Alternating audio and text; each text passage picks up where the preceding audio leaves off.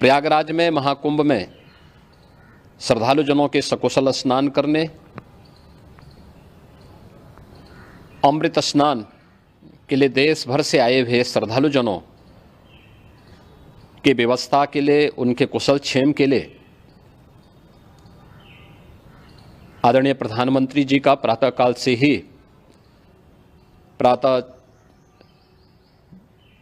से ही उनके लगभग 4 बार प्रधानमंत्री जी ने हालचाल लिया है।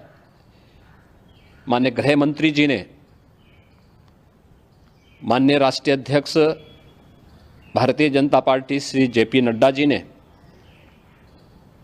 माननीय गृह मंत्री श्री अमित शाह जी ने भी, और प्रदेश की माननीय राज्यपाल श्रीमती आनंदीबेन पटेल जी ने भी लगातार जानकारी लेकर के सभी के कुशल क्षेम और सकुशल स्नान कराने के बारे में निरंतर रिपोर्ट ले रहे हैं। हम लोगों की प्रातःकाल से ही श्रद्धालुजन जो भी आए हैं वे स्नान कर सकें, इसके लिए यहाँ पे उच्च स्तरीय बैठक भी चल रही है, जिसमें मुख्य सचिव भी हैं, डीजीपी हैं, प्रमुख सचिव गृह हैं, मुख्यमंत्री कार्यालय के अपर मुख्य सचिव के साथ एडीजी लॉ एंड ऑर्डर के साथ साथ अन्य वरिष्ठ अधिकारीगण मौजूद हैं। प्रयागराज में हालात वर्तमान में नियंत्रण में हैं, लेकिन भीड़ का दबाव बहुत बना हुआ है। अखाड़ा परिषद से जुड़े हुए पदाधिकारियों के साथ मैंने स्वयं भी बातचीत की है। आचार्य महामंडलेश्वरों से भी, पूज्य संतों के साथ भी मेरी बातचीत हुई है, और पूज्य संतों ने बड़ी ही विनम्रता के साथ इस बात को कहा है कि नहीं, श्रद्धालुजन पहले स्नान करेंगे और फिर जब उनका दबाव कुछ कम होगा और वे सकुशल वहाँ से निकल जाएंगे, तब हम लोग स्नान करने के लिए संगम की तरफ जाएंगे।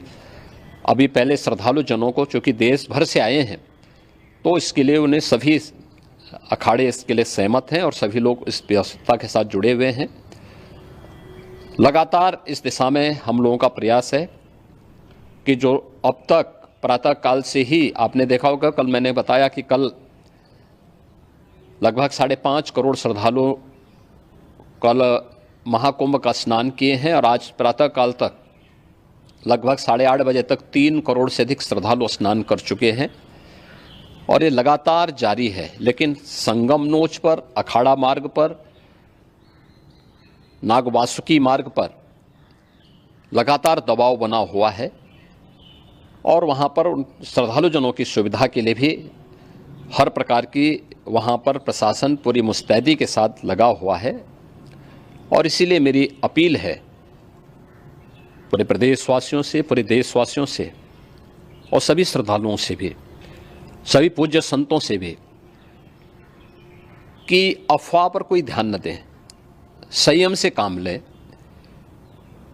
ये सब आयोजन सभी लोगों का है। प्रशासन उनकी सेवा के लिए पूरी तत्परता के साथ लगा हुआ है। केंद्र और राज्य सरकार पूरी मजबूती के साथ वहाँ पर हर प्रकार का सहयोग करने के लिए तत्पर है।